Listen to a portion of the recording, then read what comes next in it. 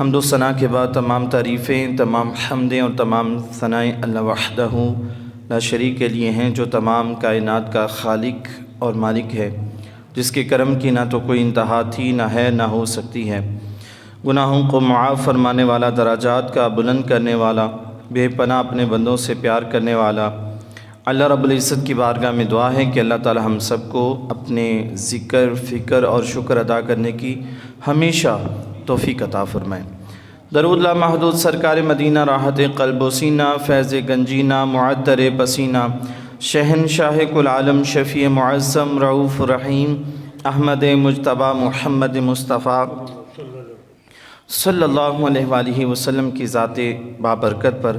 آپ نہایت ہی شفیق ہیں، مہربان ہیں، شفقت اور محبت فرمانے والے ہیں۔ اللہ رب العزت کی بارگاہ میں دعا ہے کہ اللہ تعالیٰ زندہ رکھے حضور علیہ الصلاۃ والسلام، آپ کی آل، آپ کے اصحاب کی محبت میں، اسی محبت میں موت دے اور اسی محبت میں قیامت کے دن اٹھائے۔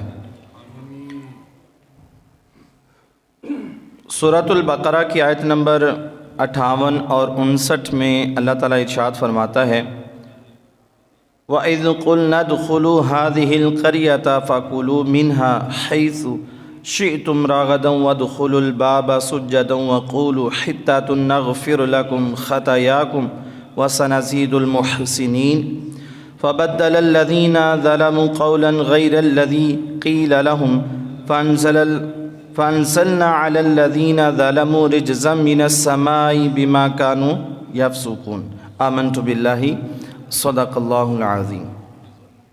ترجمہ کنز الایمان۔ اور جب ہم نے انہیں کہا کہ اس شہر میں داخل ہو جاؤ، پھر اس میں جہاں چاہو بے روک ٹوک کھاؤ اور دروازے میں سجدہ کرتے داخل ہونا اور کہتے رہنا ہمارے گناہ معاف ہوں، ہم تمہاری خطائیں بخش دیں گے اور ان قریب ہم نیکی کرنے والوں کو اور زیادہ عطا فرمائیں گے۔ پھر ان ظالموں نے جو ان سے کہا گیا تھا اسے ایک دوسری بات سے بدل دیا تو ہم نے آسمان سے ان ظالموں پر عذاب نازل کر دیا، کیونکہ یہ نافرمانی کرتے رہے تھے۔ اللہ اکبر۔ یہ سورہ بقرہ کی جو آیات میں نے آپ کے سامنے تلاوت کرنے کا شرف حاصل کیا ہے، یہ بنی اسرائیل کی وعید کے بارے میں آئی ہیں۔ بنی اسرائیل نے جرم کیا تھا؟ انہوں نے حضرت موسیٰ علیہ السلام اللہ کے نبی اور اللہ تعالیٰ کی نافرمانی کی۔ اس کے نتیجے میں انہیں طیہ نامی میدان میں قید کر دیا۔ 40 سال وہاں پر یہ نکلنے کی کوشش کرتے رہے، کوئی چار دیواری نہیں تھی، کوئی باڑ نہیں تھی، مگر ان کی بدقسمتی کہ اللہ تعالیٰ ان کو وہیں واپس کر دیتا۔ یہ بھی ایک عذاب کی شکل تھی۔ انہوں نے نافرمانی کی تو اللہ تعالیٰ ناراض ہوا۔ یہ قاعدہ ہے نا اللہ تعالیٰ کا کہ جب کوئی اللہ تعالیٰ کو ناراض کرتا ہے تو اللہ اس سے ناراض ہو جاتا ہے اور پھر اس کے اوپر وہ اپنی انوار و تجلیات، کرم، رحمت وہ ختم ہو جاتی ہیں اور وعید کا سلسلہ، عذاب کا سلسلہ شروع ہو جاتا ہے۔ 40 سال تک جی انہوں نے وہاں پر اس قید میں وقت گزارا، اور 40 سال گزرنے کے بعد جب انہوں نے معافی مانگی تو اللہ تعالیٰ نے انہیں معاف کر دیا، مگر کچھ شرائط رکھی گئیں۔ اللہ تعالیٰ نے ارشاد فرمایا کہ اس بستی کے قریب چلے جاؤ، اس میں داخل ہو جاؤ، جسے کہ اللہ تعالیٰ نے قرآن پاک میں ارشاد فرمایا نا کہ وَإِذْ قُلْنَا، اور ہم نے انہیں کہا، کیا کہا؟ ادخلوا هذه القرية، کہ اس شہر میں داخل ہو جاؤ۔ وہ کون سا شہر ہے؟ اس میں علماء نے زیادہ تر یہی ارشاد فرمایا ہے کہ وہ بیت المقدس کی مقدس سرزمین تھی۔ یہ یہودیوں کا قبلہ بھی رہا۔ تو اللہ تعالیٰ نے کہا کہ اس بستی میں داخل ہو جاؤ، فَكُلُوا مِنْهَا حَيْثُ شِئْتُمْ رَغَدًا، پھر اس میں جہاں چاہو بے روک ٹوک کھاؤ۔ اس بستی میں چلے جاؤ اور اس میں رہو، اور جو حلال طریقہ ہے، جائز طریقہ ہے، وہ کھاؤ پیو، کھلی چھٹی۔ اس میں پھل ہیں، میوے ہیں، رہنے برتنے کا سامان ہے، یہ سب تمہارے لیے خوب چین دہ چیزیں ہیں، سکون سے رہو۔ مزید اللہ نے اس بستی میں جانے کے 2 آداب ارشاد فرمائے، ٹھیک ہے۔ وَادْخُلُوا الْبَابَ سُجَّدًا، کہ جب تم نے اس بستی میں داخل ہونا ہے تو کیا کرنا ہے؟ پہلا ادب یہ ہے کہ تم نے اپنے سر کو جھکا لینا ہے، یا علماء نے اس کا دوسرا معنی لیا کہ جانے کے بعد فوراً شکرانے کے طور پر سجدہ شکر ادا کرنا ہے، ٹھیک ہے۔ وَادْخُلُوا الْبَابَ سُجَّدًا، جیسی دروازے سے داخل ہونا ہے سجدہ کرنا ہے، یہ کوئی مشکل کام تو نہیں تھا۔ تو نمبر 2 پہ وَقُولُوا حِطَّةٌ، اور کہتے رہنا ہمارے گناہ معاف ہوں۔ جب داخل ہونا ہے تو یہ منہ سے لفظ بھی کہنے ہیں، حِطَّةٌ حِطَّةٌ، کہ ہمارے گناہ معاف ہو جائیں۔ تو اللہ تعالیٰ نے فرمایا کہ اگر تم اس طرح کرو گے نا، جس طرح میں نے تمہیں طریقہ بتا دیا ہے، داخل ہونے کے لیے سر جھکانا ہے یا سجدہ کرنا ہے، اور داخل ہوتے وقت یہ کہنا ہے کہ یا اللہ ہمیں معاف کر دے، حِطَّةٌ، تو اللہ نے فرمایا کیا کروں گا میں پھر؟ نغفر لکم خطایاکم، تمہارے گناہوں کو بخش دوں گا، وسنزید المحسنین، اور ان قریب ہم نیکی کرنے والوں کو اور زیادہ دیں گے۔ جو لوگ نیک عمل کرتے ہیں نا، میری بات کو مان لیتے ہیں، میری اطاعت کرتے ہیں، میں جو کہتا ہوں وہ کرتے ہیں، تو میں ان سے راضی ہو کر انہیں اور نعمتیں عطا کرتا ہوں، اور ہم ایسا ہی کرتے ہیں۔ یہ ہمارے لیے بھی ہے، اگر ہم نیک اعمال کریں گے تو اللہ تعالیٰ ہمیں وہ بھی نعمتیں عطا کرے گا جو ہم نے مانگی بھی نہ ہوں گی، اور اگر ناشکری کریں گے، نافرمانی کریں گے، تو اللہ تعالیٰ ہم سے وہ نعمتیں چھین لے گا جو ان کی ہمیں ضرورت بھی ہے۔ تو یہ ہمارے پہ ہے، اور یہ قرآن پاک ہمارے لیے ہدایت ہے۔ مثالیں تو پہلے لوگوں کی ہیں، مگر اس میں ہدایت ہمارے لیے، قیامت تک آنے والے لوگوں کے لیے۔ یہ قرآن پاک میں نے آپ کے سامنے 2 آیات پڑھی۔ اب اس میں آپ دیکھیں کہ 40 سالہ قید، ایک بندہ مجرم ہو، جیل میں رہے 40 سال، پھر اس کو کہا جائے کہ تمہیں آزادی ہے بھئی، نکل جاؤ، جہاں پہ چاہو تم رہ سکتے ہو، تو وہ کتنا خوش ہوگا۔ مگر اگر 2 شرائط رکھ دی جائیں اور وہ بھی مشکل نہ ہو، تو اس میں کون سا مذائقہ ہے؟ اللہ تعالیٰ نے فرمایا کس بستی میں داخل ہو جاؤ، اور یہ بستی بھی وہ بستی ہے کہ قوم عمالقہ، یہ وہ بستی تھی جن سے یہ لڑ نہیں سکتے تھے۔ اللہ تعالیٰ نے بغیر جنگ کیے ان کو فتح عطا فرمائی، وہ مقدس سرزمین ان کو عطا کر دی بنی اسرائیل والوں کو، اور کہا اس میں رہو، کھاؤ پیو، مزے کرو۔ مگر داخل ہوتے ہوئے تم نے 2 کام کرنے، شرطیں رکھ دیں۔ پہلا کیا کام کرنا ہے؟ سجدہ کرنا ہے داخل ہوتے ہوئے، یا سر جھکا کے نکلنا ہے۔ نمبر 2 پہ فرمایا حِطَّةٌ، توبہ کرنی ہے، معافی مانگنی ہے، تو میں تمہارے گناہوں کو بخش دوں گا۔ اللہ اکبر، اللہ اکبر۔ مگر افسوس کہ بنی اسرائیل والوں نے یہ بڑے آسان سے 2 کام نہ کیے۔ فَبَدَّلَ الَّذِينَ ظَلَمُوا قَوْلًا غَيْرَ الَّذِي قِيلَ لَهُمْ، پھر ان ظالموں نے جو ان سے کہا گیا تھا اسے ایک دوسری بات سے بدل دیا۔ کتنے ظالم تھے اور اپنی جانوں پہ ظلم کر رہے تھے، انہوں نے اللہ کی یہ بات تسلیم نہ کی، اور انہوں نے کیا کیا؟ اللہ نے فرمایا تھا گردنوں کو جھکا کے جانا ہے، تو وہ سرین کے بل، سرین یہ پیٹھ بولتے ہیں، جس طرح بچہ اپنے آپ کو گھسیٹ کر لے کے جاتا ہے، اس طرح وہ داخل ہوئے، اور اللہ نے فرمایا تھا توبہ کرنی ہے، معافی مانگنی ہے اپنے گناہوں سے، میں بخش دوں گا۔ مگر ان ظالموں نے کیا کیا؟ ان ظالموں نے کیا کیا؟ انہوں نے کہا کہ حبۃ فی شعرۃ، حبۃ فی شعرۃ، یعنی کہ بال میں دانہ، بال میں دانہ، کوئی جملہ انہوں نے کہا اور توبہ نہ کی۔ اللہ اکبر۔ اور پھر اللہ تعالیٰ نے فرمایا کہ انہوں نے ہمارے حکم کو بدل دیا، اپنی مرضی کی، اور پھر انہیں سزا کیا ملی؟ فَأَنزَلْنَا عَلَى الَّذِينَ ظَلَمُوا رِجْزًا مِّنَ السَّمَاءِ بِمَا كَانُوا يَفْسُقُونَ، تو ہم نے آسمان سے ان ظالموں پر عذاب نازل کیا کیونکہ یہ نافرمانی کرتے رہے تھے۔ اللہ اکبر، استغفر اللہ۔ اور وہ عذاب کی شکل کیا تھی؟ علماء نے لکھا طاعون، اس دنیا میں پہلی دفعہ طاعون کی جو بیماری تھی، وبا تھی، وہ بنی اسرائیل کے اوپر عذاب کی شکل میں اللہ نے مسلط کی، اور ایک لمحے میں، چند ہی وقت میں، کچھ ہی عرصے میں 70,000 بنی اسرائیلی مر گئے اس بیماری سے۔ اور اللہ تعالیٰ نے یہ فرمایا اور ہم نافرمانی کرنے والوں کو عذاب دیتے ہیں۔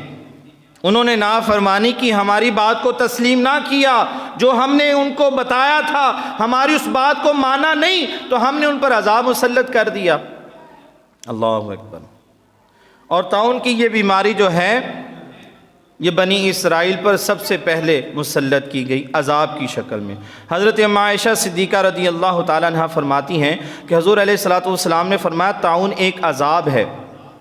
یہ حدیث کے الفاظ ہیں، طاعون کی بیماری یہ ایک عذاب کی شکل ہے، اور اللہ پاک جس پر چاہتا ہے یہ عذاب بھیج دیتا ہے۔ طاعون کی بیماری، مزید فرمایا کہ اللہ پاک نے اہل ایمان کے لیے اسے رحمت بنا دیا۔ کیا بات ہے، سبحان اللہ۔ مسلمانوں کے لیے اس طاعون کی بیماری کو رحمت بنا دیا، اور وہ کس طرح کہ کوئی بھی مومن اگر اس وبا میں پھنس جائے، اپنے اسی شہر میں رہے جہاں پہ لوگوں کی ہلاکتیں ہو رہی ہیں، لوگ مر رہے ہیں، تو وہ یہی دل میں یقین رکھے کہ جب تک اللہ تعالیٰ مجھے کوئی تکلیف نہیں پہنچائے گا میں نہیں مر سکتا، اور اگر اللہ مجھے مارنا چاہتا ہے تو مجھے کوئی بچا نہیں سکتا۔ اس یقین کے ساتھ اس بستی میں، اس علاقے میں رہے، اور اگر اسی وبا سے وہ مر گیا تو حضور علیہ السلام نے فرمایا کہ وہ شہادت کی موت مرے گا۔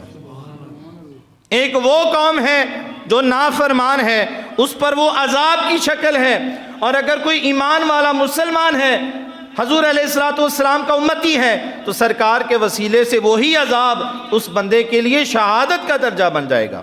اللہ اکبر۔ اس بیماری سے اگر وہ مر گیا تو یہ حضور علیہ الصلوۃ والسلام کے ہم پر کتنے احسان ہیں، کتنا کرم ہے۔ اللہ اکبر۔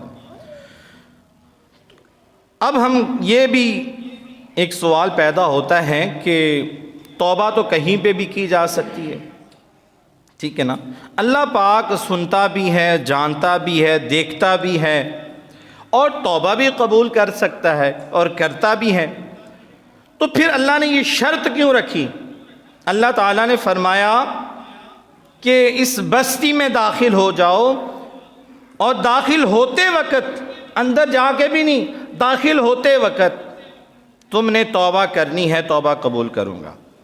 علماء نے پھر گہرائی میں گئے، علماء نے اس میں اہم نکات تلاش کیے کہ وجہ کیا تھی، اور اتنا ادب کا حکم کیوں دیا گیا تھا، کیا وجہ تھی کہ اللہ نے فرمایا کہ اپنی گردنوں کو جھکا کے جانا ہے، سجدہ کرنا ہے، توبہ کرنی ہے، مگر اس شہر میں داخل ہوتے ہوئے، پہلے نہیں۔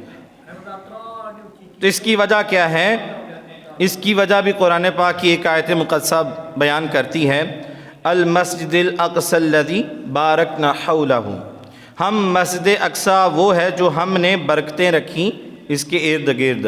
اور مفسرین قرآن جو کہتے ہیں جو بیت المقدس کے چاروں اطراف میں برکت رکھی ہے وہ کیا ہے؟ وہ انبیاء علیہ الصلوۃ والسلام کی وہاں پر قبریں ہیں، صحابہ اکرام رضی اللہ تعالیٰ علیہم اجمعین اور نیک صالحین لوگوں کی وہاں پر قبریں ہیں، ان کے مزارات ہیں، دن رات وہاں پر اللہ تعالیٰ کی رحمت چھما چھم برستی رہتی ہے۔ اور اللہ تعالیٰ نے فرمایا کہ وہاں یہ ادب کی جگہ ہے، سر جھکا کے جانا اور اس بستی میں داخل ہونا، کیونکہ یہ برکت والی بستی ہے، میرا گھر بھی یہیں پہ ہے اور میرے نیک اور محبوب بندے بھی یہاں پر ہیں، اور وہ برکت والی جگہ ہے، بارکنا حولہ، اور وہاں پر جاؤ گے، توبہ کرو گے، استغفار کرو گے، تمہارا رب تمہیں معاف کر دے گا، تم سے راضی ہو جائے گا، تم پر کرم کر دے گا۔ اللہ اکبر۔ تو علماء نے فرمایا اس سے ہمیں کیا پتہ چلا کہ نیک جو بندے ہیں ان کی جو جگہ ہے وہ برکت والی ہے۔ بیت المقدس جو ہے یہ تو اللہ کا گھر ہے، مگر اللہ نے فرمایا بارکنا حولہ، اس کے اطراف میں، چاروں اطراف میں برکت ہے۔ بیت المقدس تو ہے ہی برکت، اللہ کا گھر ہے، مگر اس کے چاروں اطراف میں کیا تھا؟ برکت والا۔ تو مفسرین نے لکھا کہ وہاں پر انبیاء علیہ الصلوۃ والسلام کی قبریں ہیں، وہاں پر صحابہ کرام کی قبریں ہیں۔ اللہ تعالیٰ قرآن میں ان جگہوں کو برکت کہہ رہا ہے۔ برکت کا مطلب یہ ہوا کہ وہاں پر اللہ کی رحمت برستی رہتی ہے، جہاں پر اللہ کے نیک بندے ہوں۔ اگر وہاں پر کوئی بندہ توبہ کرے تو اللہ ان کی توبہ کو بھی قبول کرتا ہے اور ان پر کرم بھی کر دیتا ہے، ان سے راضی بھی ہو جاتا ہے، ان کو معاف بھی کر دیتا ہے۔ تو اس کا مطلب یہ ہوا، علماء نے فرمایا کہ ہمیں اللہ کے نیک بندوں کی قبروں پر جانا چاہیے، وہ برکت والی جگہیں ہیں۔ وہاں پر اگر اللہ سے معافی مانگیں گے تو اللہ تعالیٰ اس جگہ کی برکت سے ہمیں معاف کر دے گا۔ جیسے ہم کئی دنوں سے درس کے اندر بھی یہ واقعہ سنتے ہیں نا، حضرت مریم علیہ السلام بیت المقدس کے محراب میں عبادت کرتی، وہاں پر بے موسم پھل آتے ہیں۔ آپ کے ماموں جان آپ سے پوچھتے ہیں کہ بیٹا یہ پھل کہاں سے آئے؟ اللہ تعالیٰ نے دیے، ٹھیک ہے نا؟ تو آپ کے ماموں جان کے دل میں خیال آتا ہے، جو کہ ایک نبی حضرت زکریا علیہ السلام، آپ نے دل میں خیال کیا کہ اگر اللہ تعالیٰ بے موسم پھل دے سکتا ہے تو اللہ تعالیٰ اس عمر میں جو کہ بوڑھا ہو چکا ہوں تو مجھے اولاد بھی دے سکتا ہے۔ انہوں نے اس جگہ پہ کھڑے ہو کے پہلے بھی زندگی میں کتنی دعائیں مانگی تھی، نماز پڑھنے کے بعد بھی وہ دعا مانگتے تھے، عبادت کرنے کے بعد بھی وہ دعا مانگتے تھے، مگر وہاں پہ کھڑے ہو کے جہاں پہ اللہ کی نیک بندی تھی وہاں پہ انہوں نے اللہ سے دعا کی کہ یا اللہ مجھے بھی بیٹا دے دے۔ اللہ تعالیٰ نے ان کی دعا کو قبول فرما لیا۔ کہتے سبحان اللہ، بات تو سمجھ میں آ رہی ہے نا؟ اللہ نے ان کو بیٹا عطا کر دیا، کس جگہ پہ؟ جہاں پہ اللہ کی نیک بندی عبادت کرتی تھی۔ تو معنی یہ ہوا کہ جہاں پہ نیک اور صالحین بندے ہوتے ہیں نا، اللہ کی رحمت نازل ہوتی ہے۔ اگر ان کی بارگاہ میں ہم جائیں گے، ان سے دعا کروائیں گے تو اللہ تعالیٰ تو ان سے راضی ہے، اللہ تعالیٰ ان سے راضی ہے۔ اور اللہ تعالیٰ نے تو ان سے وعدہ کیا ہے کہ کچھ میرے ایسے بندے ہیں کہ میں ان کی موڑتا نہیں ہوں، اگر وہ میری بارگاہ میں کسی لحاظ سے دعا مانگیں گے تو میں ان کی رضا کے لیے، ان کو راضی کرنے کے لیے ان کی حاجت کو پورا کر دوں گا۔ مگر ہم اس لائق نہیں ہیں، کیونکہ ہم نافرمانی پہ نافرمانی کرتے ہیں، نمازیں چھوڑتے ہیں۔ اللہ تعالیٰ کے کتنے احکامات ہیں جن کی ہم نافرمانی کرتے ہیں، ان کو مانتے نہیں ہیں، عمل نہیں کرتے، تو اللہ ہم سے کہاں راضی ہے؟ مگر اگر ہم کسی نیک بندے کے وسیلے سے دعا کریں گے، یوں کہہ لیں سفارش لے کے جائیں گے۔ سفارش بڑی چلتی پاکستان میں بھی، ڈاکٹر کو بھی جانا ہوئے ہاسپٹل، کسی دی سفارش لو تو چھیتی نمبر آ جاتا ہے۔ قیامت کے دن بھی سفارش ہی چلنی ہے حضور علیہ الصلوۃ والسلام کی، تبھی ان کے صدقے سے جنت میں جائیں گے۔ تو سفارش بڑی چلتی ہے، تو اللہ کے نیک بندوں کا وسیلہ پیش کریں گے، ان سے گزارش کریں گے کرم کر دیں، کوئی نیک بندے کو کہیں گے تو اگر وہ ہمارے لیے ہاتھ اٹھا دے گا، ہو وہ نیک تو اللہ تعالی ہم پر کرم کر دے گا۔ اس لیے ہم کہتے ہیں نا ایک دوسرے کو کہ میرے لیے دعا کیجیے گا۔ اور حضرت موسیٰ علیہ السلام کو اللہ نے فرمایا کہ موسیٰ علیہ السلام آپ اس زبان سے میرے لیے اپنے لیے دعا کروائیں جس زبان سے آپ نے گناہ نہ کیا ہو۔ مالک و مولا وہ کون سی زبان ہے؟ تو اللہ نے فرمایا کسی بھی مسلمان سے کہیں کہ وہ دعا کرے آپ کے لیے، اس سے آپ نے اس زبان سے گناہ تو نہیں کروایا، مگر جب وہ آپ کے لیے دعا کرے گا تو میں اس کی دعا کو رد نہیں کروں گا۔ یہی وہ عمل ہے کہ ہم لوگوں کو کہتے ہیں دعا کیجیے گا، میرے حق میں دعا کیجیے گا، اللہ میری مشکلات کو آسان کر دے، میری بیماریوں کو دور کر دے، اللہ مجھے نیک اور صالح اولاد دے دے، میری اللہ تعالیٰ آخرت بہتر کر دے۔ تو یہ جو مومنین ہیں، مسلمان ہیں، ایمان والے ہیں، اگر یہ کسی کے لیے دعا کرتے ہیں تو یہ بڑی فائدہ مند اور مفید ہے۔ اللہ اکبر۔ تو یہ جو جگہ ہوتی ہے نا یہ بڑی مقدس ہوتی ہے۔ بخاری شریف کی حدیث مبارکہ سنیے، بنی اسرائیل کا واقعہ۔ حضور علیہ الصلوۃ فرماتے ہیں کہ ایک شخص بڑا گناہ گار، اس نے 99 قتل کیے، مشہور واقعہ، اور گیٹ اپ دیکھا کہ کوئی نیک بندہ ہے، نیک شکل سے لگتا ہے، تو اس کے پاس گیا اور کہنے لگا میں نے 99 قتل کیے کم 100، کیا میری توبہ قبول ہو سکتی ہے؟ اس نے آگے سے کہا کہ نہیں، علم کی کمی ہوگی، کیونکہ اللہ تعالیٰ معاف فرمانے والا ہے۔ اس نے جب انکار کیا تو اس نے 100 پورے کر دیے، اسے بھی اڑا دیا۔ پھر بھی دل میں ملال ہے کوئی ایک تڑپ کے کہیں سے معافی مل جائے، پھر کوشش کی کسی اور سے پتہ کروں، کسی اور سے پتہ کیا، کوئی اللہ والا دیکھا اور اس سے پوچھا کہ میں نے 100 قتل کیے ہیں، کوئی معافی مل سکتی ہے؟ یہ حضور علیہ السلام حدیث سنا رہے صحابہ کو۔ تو اس نیک بندے نے کہا ہاں تجھے معافی مل سکتی ہے۔ کس طرح ملے گی معافی؟ فلاں بستی میں چلے جاؤ، فلاں بستی میں، وہاں پہ کچھ نیک بندے اللہ کا ذکر کر رہے ہیں، اللہ کی عبادت کر رہے ہیں، وہاں پہ تم چلے جاؤ اور ان کے ساتھ بیٹھ کے تم بھی اللہ کا ذکر کرو، اللہ کی عبادت کرو، اللہ سے معافی مانگو، ان کے صدقے اللہ تمہیں بھی بخش دے گا، تمہاری معافی قبول ہو جائے گی۔ اس نے ایسا ہی کیا۔ ابھی تھوڑا سا چلا ہے، موت نے اس کو آ لے لیا، وہ مر گیا۔ رحمت والے فرشتے آ گئے، عذاب والے فرشتے آ گئے۔ رحمت والے فرشتوں نے کہا اس کو ہم لے کے جائیں گے۔ انہوں نے کہا کیوں لے کے جاؤ گے؟ انہوں نے کہا اس لیے کہ اس نے ارادہ نیت کر لی تھی، نیت پہ ثواب مل جاتا ہے، توبہ کی نیت تھی، شرمندہ تھا اپنے گناہوں پہ، معافی مانگنے کے لیے چلا تھا۔ دوسروں نے کہا معافی مانگی تو نہیں نا، لہٰذا ہم عذاب والے فرشتے جو اس کو لے کے جائیں گے۔ اب اللہ تعالیٰ دیکھ رہا ہے دونوں کا تکرار، اللہ نے ایک اور فرشتہ بھیجا، جو ان کا فیصلہ کروا دو جا کے۔ فرشتہ آتا ہے تیسرا، بھی کیا معاملہ ہے؟ اللہ تعالیٰ نے یہ احکام جاری کیے ہیں۔ اللہ نے کیا احکام جاری کیے؟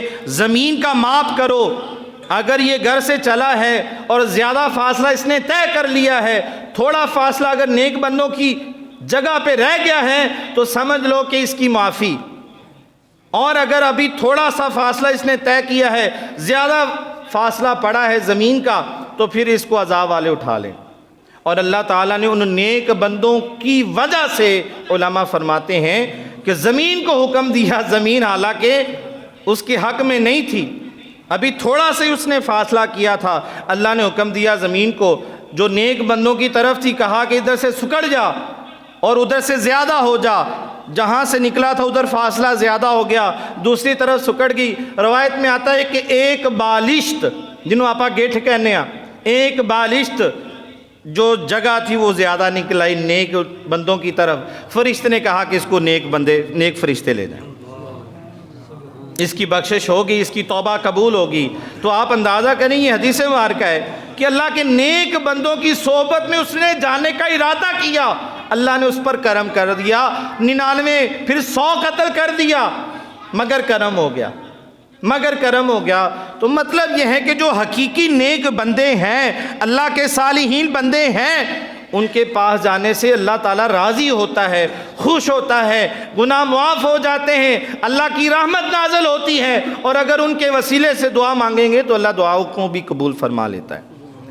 تو اس سے ہمیں پتہ چلا کہ ہمیں اللہ کے جو صالحین اور نیک اور محبوب بندے ہیں ان کی مزارات پر جانا چاہیے۔ اگر وہ زندہ حالت میں ہیں تب بھی ان کی مجلس میں جانا چاہیے، وہ کسی محفل کی صدارت فرماتے ہیں، وہ کہیں پہ آئے ہیں تو ان کے بارگاہ میں جانا چاہیے، زیارت کرنی چاہیے، سلام لینا چاہیے، ان کی اس مقدس صحبت میں بیٹھنا چاہیے۔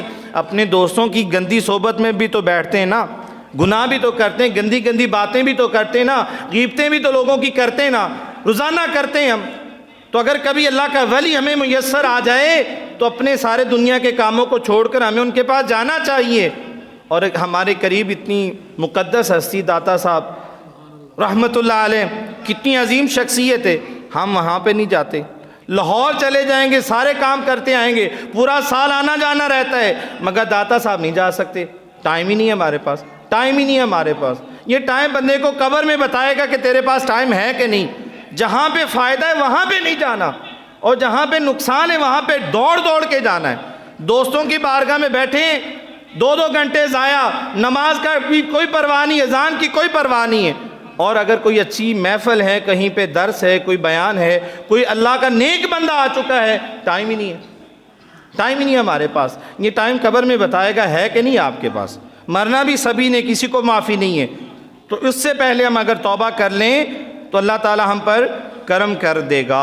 علامہ ابن جوزی رحمۃ اللہ علیہ کا واقعہ ملتا ہے، 10 دوست تھے، سارے گناہ گار تھے، آپس میں گناہ کرنے، جو دل میں آئے وہ کرنا، اور کوئی معافی نہیں، کوئی مطلب کہ ان کے دل کے اندر نرمی نہیں ہے کہ کوئی نیکی بھی کر لیں، نیکی والا عمل کر لیں۔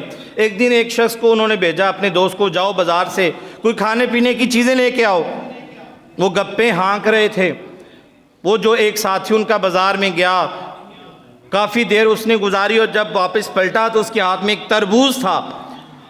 دوستوں نے غصہ کیا، اتنی دیر لگا کے آئے اور لے کے کیا آئے ہو؟ تربوز لے کے آئے ہو؟ اس نے کہا یہ کوئی عام تربوز نہیں ہے، حضرت بشر حافی رحمۃ اللہ علیہ کے ہاتھ لگے ہوئے ہیں، یہ برکت والا ہے۔ وہ بڑے خوش ہوئے کہ تم نے تو یہ بہت اچھا عمل کیا۔ وہ کتنے اللہ کے نیک بندے ہیں۔ جو گناہ گار ہے نا، وہ اپنے آپ کو گناہ گار تسلیم کرتا ہے، اس کو شرمندگی ہوتی میں کام تھا پیڑے ہی کرنا، احساس ہوتا ہے کہ میں نے غلط کام کیا اور میں کرتا بھی ہوں، مگر نیک لوگوں کو وہ عزت کی نظر سے دیکھتا ہے۔ کہنے لگے وہ تو بڑے اللہ کے ولی کامل ہیں۔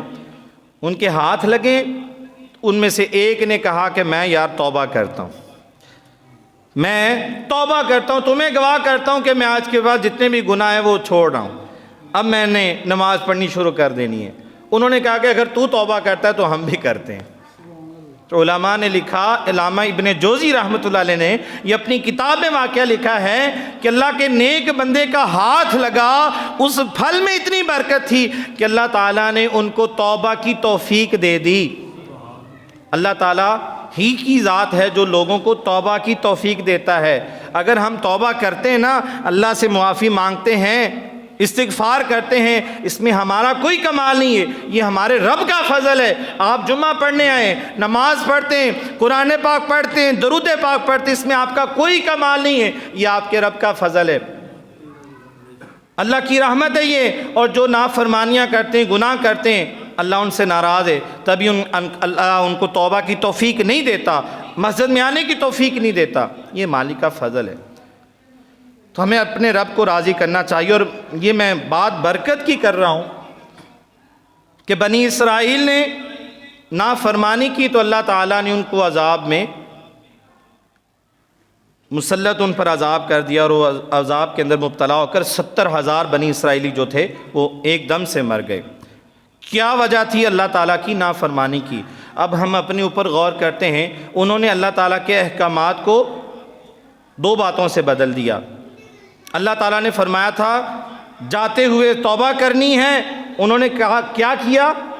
وہ کہنے لگے بال دانا بال دانا، یہ لفظ یہاں پہ لکھا ہوا ہے، بال دانا کہتے ہوئے گزرے۔ پھر اللہ نے فرمایا تھا جب بیت المقدس یا اس بستی کے اندر سے داخل ہونا، سروں کو جھکا لینا ہے، ادب کرنا ہے اور سجدہ شکر ادا کرنا ہے۔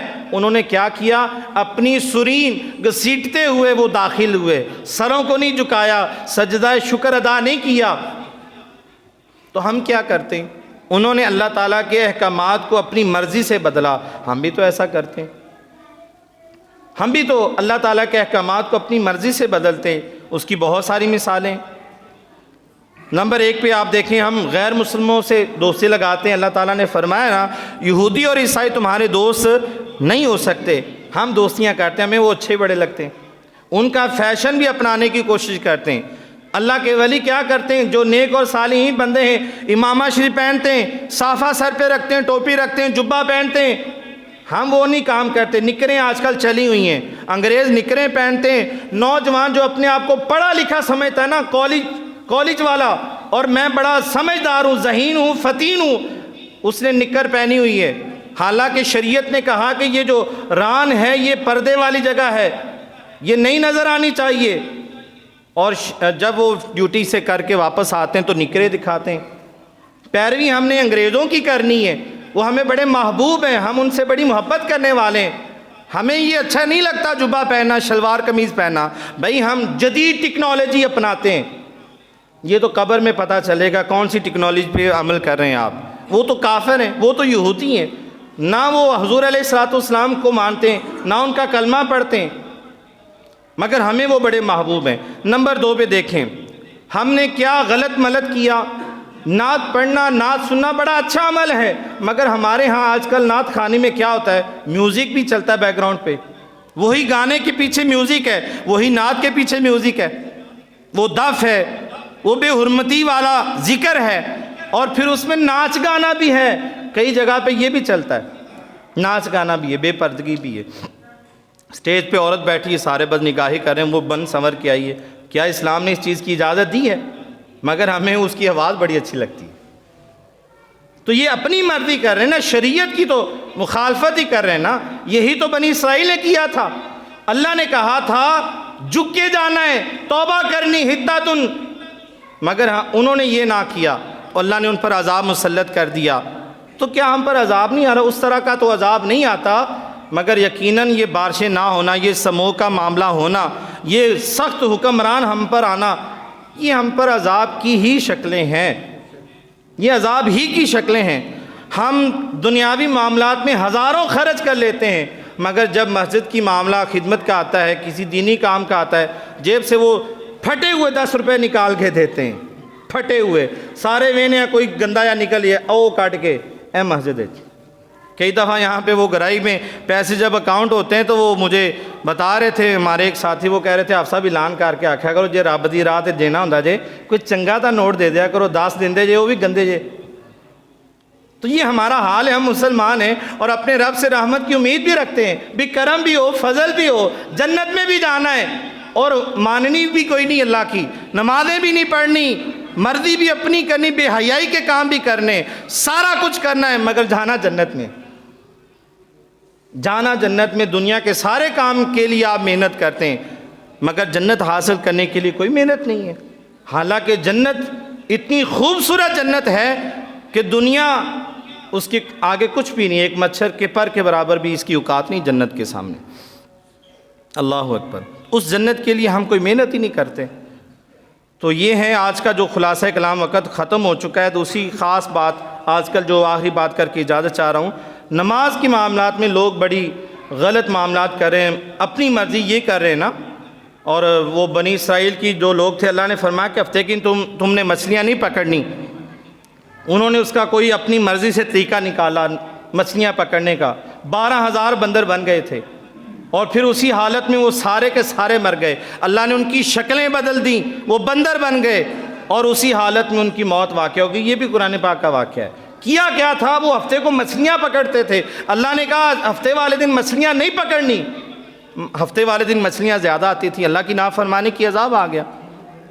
اب ہمیں اللہ تعالیٰ نے فرمایا وقت پہ نماز پڑھنی ہے، ہم وقت پہ نماز نہیں پڑھتے، ٹھیک ہے نا، ہم وقت پہ نماز نہیں پڑھتے۔ 20 ایسے واقعات ہیں، جو نماز کو جان بوجھ کر لیٹ کرتا ہے اس پر بھی عذاب آ گیا، وقت ختم ہو چکا ہے۔